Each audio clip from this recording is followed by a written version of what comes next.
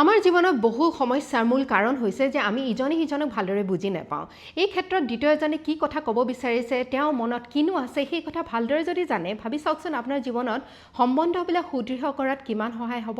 এই ক্ষেত্ৰত এখন বিশেষ কিতাপ আছে, the art of reading minds.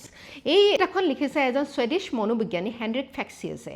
হেনৰিক ফেক্সিয়াছে এই কথা কৈছে যে আমি যিমান ভাষা বা শব্দৰে আমি ভাৱ প্ৰকাশ কৰোঁ, তাতকৈ অধিক বেছি আমি শাৰীৰিক ভংগীমা, চকুৰ সংস্পৰ্শ আৰু এই অকথ্য যিবিলাক ইংগিত আছে তাৰ দ্বাৰা ব্যক্ত কৰোঁ।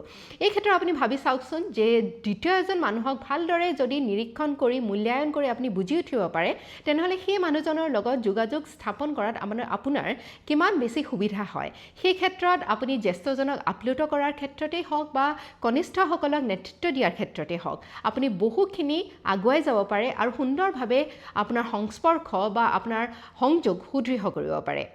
আৰু এইখিনি বস্তু ভালদৰে বুজি পাবৰ কাৰণে এই কিতাপখন আপোনালোকে পঢ়িব পাৰে।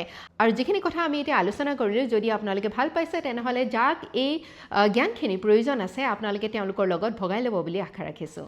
ধন্যবাদ।